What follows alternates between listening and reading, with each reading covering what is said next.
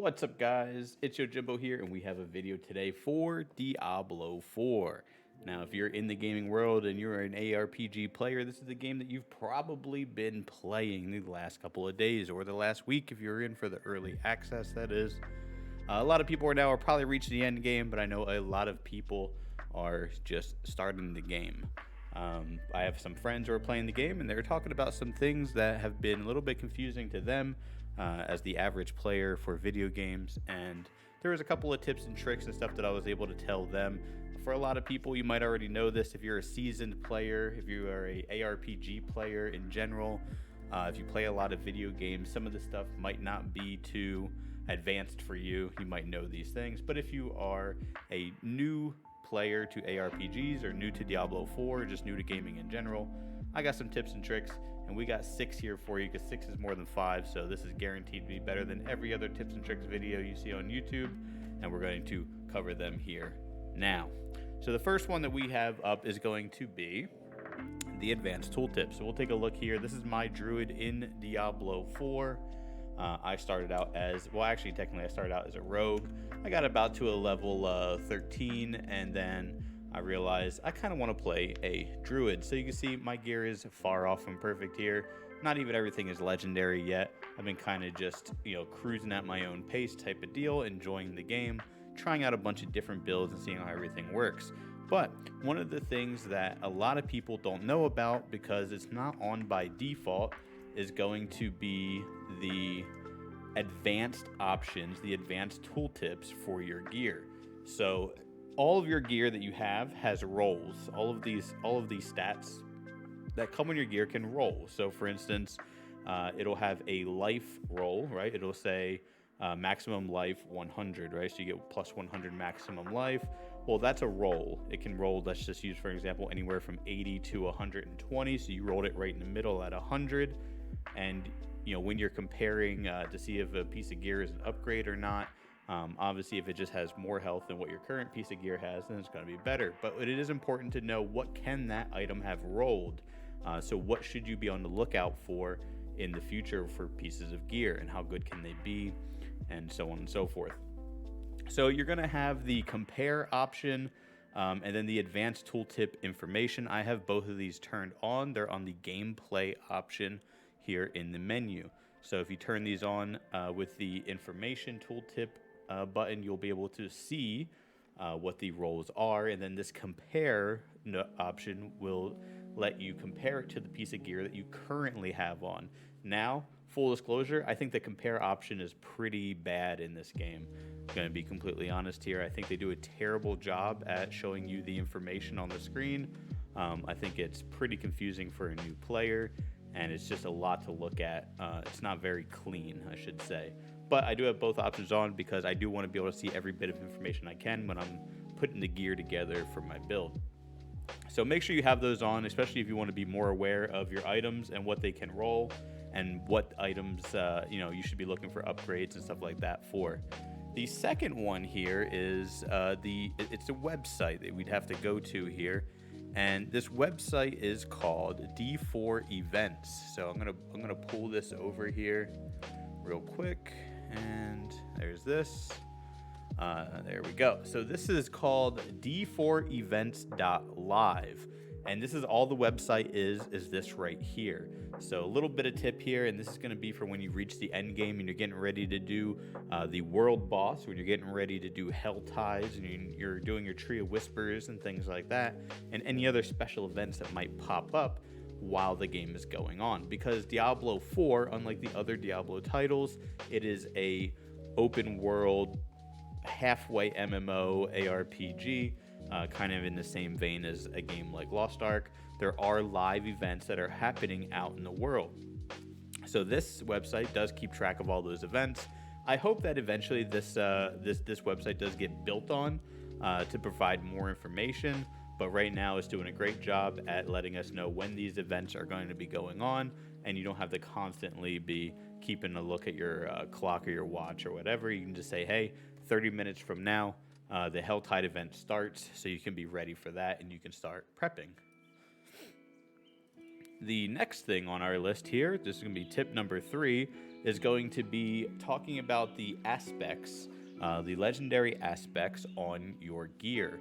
So, the legendary aspects on your gear are the legendary powers that you have. So, if we take a look at this one here, you'll see I have an imprinted power on this one. Damaging an elite enemy grants you barrier, so on and so forth. And you can see I have the rolls there. We rolled a 909, which this one is a little bit confusing. Actually, if anybody down in the comments wants to let me know how this in particular happened right here. I know that if you do an imprinted one, aspect that you get from a dungeon, that is normally a minimum roll. But it appears that this one that I have right here specifically seems to have rolled significantly less than what the minimum is according to this. So it says that the minimum should be 1,748 to 3,497, but this has rolled a 909, which is not within that range. So not really sure how that happened. If anybody has any insight on that, I'd be happy to know. I'm assuming it's just some sort of a bug, and it'll be fixed in due time. But the point of this one here is where you put your legendary aspects, right? So certain aspects can only go on certain pieces of gear. Some of them can only be on armor, jewelry, weapons, whatever the case may be. But the one thing that you want to make sure you do not do while you're leveling or while you're upgrading gear is do not put build enabling abilities on your weapons. So for instance, I am playing a landslide build, right? So I have two different abilities that I use my landslide for, and one is landslides earth pillars each strike an additional time, and I'm sorry, the camera's probably covering this part up, and they deal additional damage. So this essentially just lets me do double damage because it hits 2 times instead of 1. And then I have another one that says trample summons 6 landslide pillars during the duration, and it deals, X damage. Now, that trample also, that summons the landslide, summons them twice, right? So these two abilities together, they really synergize very well. And I can't really play the build without losing a significant amount of power if I don't have either one of these legendary powers. So either A, I need to constantly keep getting new legendaries to keep upgrading my gear, or B, not change out these pieces of power, these items right here very often. So the thing is that the one item you're going to be consistently upgrading on every character ever is going to be your weapon. Your weapon is everything. You don't do any damage if you're not keeping your weapon up to par on each time you level up. So what you need to do is not put any significant build enabling legendary powers on your weapon, because either then A, you're not going to be able to upgrade your weapon because you're not going to have another legendary aspect to put on the new weapon, or B, you're going to burn through your materials so fast because you're constantly updating your weapon that you're going to be broke once you get to endgame, and you're not going to be able to fill in the rest of your build. So very important. If possible, I recommend putting build enabling legendary abilities on your rings and amulets, as you can get away with not updating these quite as often. The reason for that is A, they're not tied to your specific damage like a weapon is, and B, they're not specifically tied to your defensive stat because they don't have armor on them like your helmet, your body armor, gloves, pants, and boots do. So for that reason there, I would definitely recommend trying to get build enabling legendary abilities on your jewelry if possible. It's not the end of the world if you have to put it on a weapon or something, or if you think it's a weapon that you're going to keep for a very long time. But I do recommend that you try not to do that, as it will just help you out in the long run. Now, this one is maybe a little bit of a hot take. I'm not sure everybody's really going to agree with this next tip here. And that is going to be that gold is extremely important in the end game, and the economy hasn't quite figured itself out yet. But we do know that in order to roll your items at the Enchantress, or to re-roll your Paragon board and things like that, it takes a pretty significant amount of gold once you get it going. So the one thing that I've been doing, and I just realized this last night myself, was just out of sheer habit from playing Diablo 3, every time my inventory was full, I would come to the blacksmith and I would salvage all of my gear, because that's what you did in Diablo 3. That's the only thing you did. Gold had no real purpose in Diablo 3. You had infinite of it, and maybe that'll eventually be the case here in Diablo 4. But currently, at least for me, that is not the case. I'm burning through gold very, very quickly. So what I'm going to start doing is I'm going to make sure that I start selling all of my gear off for gold until I have a nice little, hefty pocket of change to sit back on. Now you can go over to any of the other vendors and you can sell your gold. You can sell your pieces of gear here. Now, this is just going to be a little bit of a management thing where you have to manage your resources that you get normally from salvaging. If you've been salvaging this whole time, you probably have a ton of materials that you'll probably never be able to burn through all of them. So I'm going to go through and I'm just going to sell a lot of the excess gear that I have that I pick up in dungeons for gold and make sure that I can get a nice little bit of pocket change there, and then manage salvaging one dungeon, selling another dungeon, so on and so forth, trying to keep both of those resources up at the same time. So keep an eye on your gold stonks. You can see here that we only have 4. Oh, you can't see it because the camera's probably covering it, but we only have 400k gold ourselves currently, and I do know that it starts taking over $1 million to re-roll your pieces of gear in the future. So 400k is absolutely nothing. So we got to get those numbers up. Those are rookie numbers. Now this one, this last one here, or not last one, this is number 5. We have number 6 coming up at the end here. Number 5 is going to be one that Kriparian actually made a video about recently. This has kind of been speculated by people for a while, but Krip actually posted a video and gave us the hard numbers on it. And I kind of think it's a bug. I think it's not intended to work this way. I think it'll be fixed. I'm not super confident on that, but and that is that resistances are bad. Now, I'm not going to get down into the nitty gritty of the numbers for you. If you want to see that, if you want to see the math on it, take a look at Krip's video. It is super well put together, and he gives you all of the numbers in the spreadsheet showing you why resistances on gear are bad. And I'll give you the basics of it, and I can show you that with just this here right here. So we have 31.5% poison resistance, and then we also have 18% damage reduction while injured.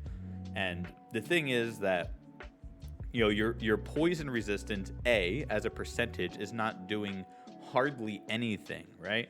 Especially compared to armor. And if you didn't know this, in Diablo 4 specifically, this is not a common thing in Diablo games or in ARPGs in general, but your armor not only mitigates physical damage, but it also mitigates non-physical damage. This means elemental damage, and things that your resistances would generally be protecting. So the fact is that you are scaling so much armor that lowers the overall effectiveness of having a resistance roll on your gear, meaning that those rolls are almost pointless. And then also you take into account that they're taking up a slot. They're taking up a slot that could be a full percentage damage reduction, right? They could be damage reduction against close enemies, could be damage reduction against far enemies, could be damage reduction against CC enemies, any of those different types of damage reduction.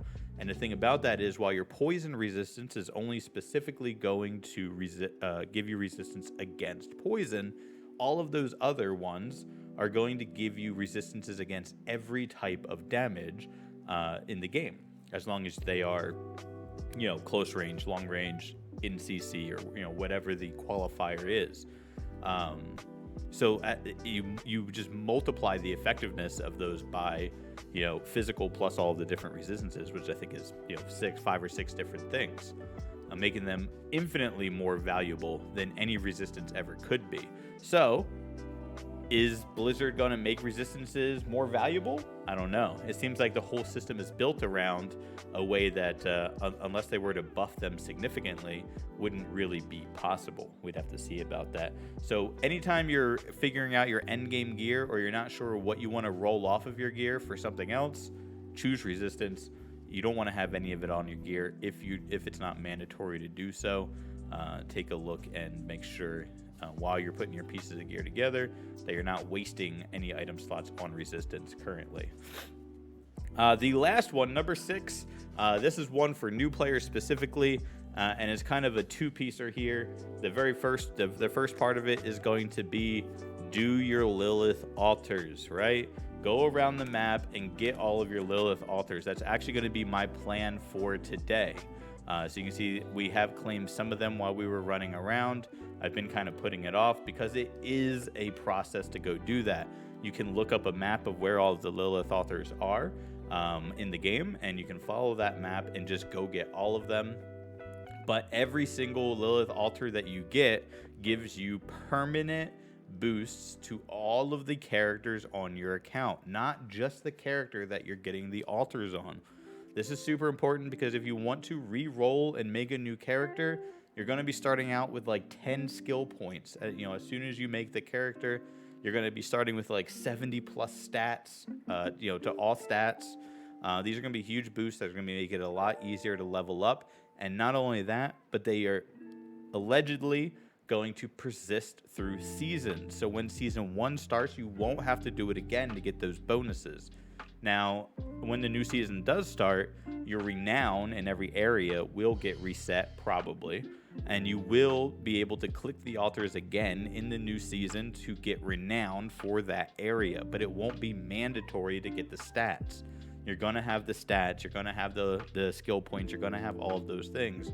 So the earlier you can get those Lilith altars done and out of the way, you never have to think about them again, hopefully, will be a boon. As long as Blizzard doesn't go back on what they said, we shouldn't have to get those altars anymore. So that's that, guys. That's our 6 tips and tricks.